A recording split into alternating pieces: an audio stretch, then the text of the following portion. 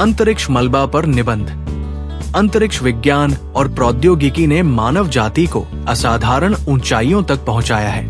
उपग्रह, अंतरिक्ष यान और अन्य उपकरणों ने हमें न केवल ब्रह्मांड को समझने में मदद की है, बल्कि हमारी दैनिक जीवन शैली को भी सरल बनाया है। परंतु इस प्रगति के साथ एक नई समस्या ने जन्म लिया है, जिसे हम अंतरिक्ष मलबा या स्पेस डेब्रिस कहते हैं। ये समस्या तेजी से बढ़ रही है और अंतरिक्ष में हमारे अस्तित्व के लिए एक बड़ा खतरा बनती जा रही है। क्या है अंतरिक्ष मलबा? अंतरिक्ष मलबा उन निष्क्रिय वस्तुओं और टुकड़ों को कहा जाता है जो अंतरिक्ष में कार्यशील उपकरणों और उपग्रहों के अवशेष के रूप में मौजूद है। इसमें टूटे हुए उपग्रह, रॉकेट के हिस्से और अन्य प्रकार के उपकरण शामिल हैं। ये मलबे पृथ्वी की कक्षा में तेज गति से घूमते हैं और सक्रिय उपग्रहों, अंतरिक्ष यानों और यहाँ तक कि अंतर्राष्ट्रीय अंतरिक्ष स्टेशन ISS के लिए भी खतरनाक हो सकते हैं। अंतरिक्ष मलबे का स्रोत। अंतरिक्ष मलबा मुख्य रूप से मानव गतिविधियों का परिणाम है। जब उपग्रह अपनी उपयोगी आयु पूरी कर लेते हैं तो वे अंतरिक्ष में निष्क्रिय होकर मलबे में बदल जाते हैं। रॉकेट प्रक्षेपण के दौरान बचे हुए हिस्से भी मलबे का हिस्सा बन जाते हैं। इसके अलावा अंतरिक्ष में हुई टक्करों और विस्फोटों के कारण छोटे छोटे टुकड़े बनते हैं जो अंतरिक्ष मलबे की मात्रा को और बढ़ा देते हैं। अंतरिक्ष मलबे का प्रभाव।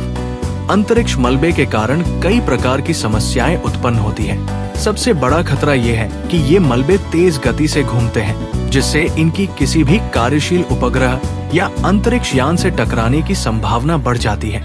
एक छोटी सी टक्कर भी बड़े पैमाने पर नुकसान पहुंचा सकती है। संचार और नेविगेशन पर प्रभाव। उपग्रहों के क्षतिग्रस्त होने से संचार, मौसम पूर्वानुमान और नेविगेशन सेवाओं में बाधा आ सकती है। अंतरिक्ष अभियानों के लिए जोखिम।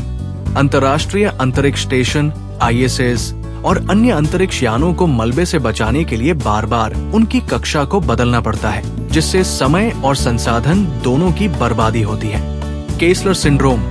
यदि मलबे की मात्रा बढ़ती रही तो केसलर सिंड्रोम की स्थिति उत्पन्न हो सकती है। इसमें मलबे के टुकड़ों की टक्कर से और अधिक मलबा उत्पन्न होता है, जिससे अंतरिक्ष में काम करना असंभव हो सकता है। अंतरिक्ष मलबे से जुड़े आंकड़े। आज पृथ्वी की कक्षा में लगभग 36,000 से अधिक मलबे के टुकड़े मौजूद हैं, जिनका आकार 10 सेंटीमीटर से अधिक है। इसके अलावा 10 सेंटीमीटर से छोटे लाखों टुकड़े भी हैं, जिन्हें ट्रैक करना मुश्किल है। यूरोपीय अंतरिक्ष एजेंसी ESA के अनुसार अंतरिक्ष मलबे की गति लगभग 28,000 किलोमीटर प्रति घंटे तक हो सकती है। इतनी तेज गति से घूमने वाला मलबा किसी भी सक्रिय उपकरण को क्षणों में नष्ट कर सकता है। भारत और अंतरिक्ष मलबा। भारत, जो अंतरिक्ष विज्ञान में तेजी से प्रगति कर रहा है, भी इस समस्या से अछूता नहीं है। इसरो यानी भारतीय अंतरिक्ष अनुसंधान संगठन ने कई उपग्रह लॉन्च किए हैं जो आज पृथ्वी की कक्षा में घूम रहे हैं। हालांकि इसरो ने अंतरिक्ष मलबे को कम करने के लिए कई कदम उठाए हैं, लेकिन ये समस्या वैश्विक है और इसके लिए अंतर्राष्ट्रीय सहयोग की आवश्यकता है। अंतरिक्ष मलबे को नियंत्रित करने के प्रयास।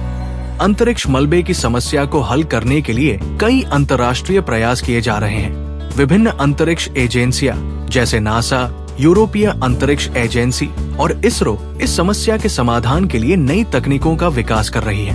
इनमें निष्क्रिय उपग्रहों को कक्षा से हटाने और मलबे को नष्ट करने के लिए रोबोटिक हथियारों और लेजर तकनीकों का उपयोग शामिल है। इसके अलावा अंतर्राष्ट्रीय स्तर पर नीतियां और नियम बनाए जा रहे हैं ताकि नए उपग्रहों और रॉकेटों के प्रक्षेपण के दौरान मलबे की मात्रा को कम किया जा सके। अंतरिक्ष मलबे का भविष्य और हमारी जिम्मेदारी। अंतरिक्ष मलबा केवल वैज्ञानिकों और अंतरिक्ष एजेंसियों की चिंता का विषय नहीं है, बल्कि ये पूरी मानव जाति की जिम्मेदारी है। हमें ये समझना होगा कि अंतरिक्ष केवल वैज्ञानिक खोजों का क्षेत्र नहीं है, बल्कि ये हमारी पृथ्वी और जीवन के लिए भी महत्वपूर्ण है। इसलिए भविष्य में अंतरिक्ष अभियानों के दौरान सतर्कता और जिम्मेदारी का पालन करना आवश्यक है, जिसके लिए अंतरिक्ष में काम करने वाली कंपनियों और देशों को सख्त नियमों का पालन करना होगा।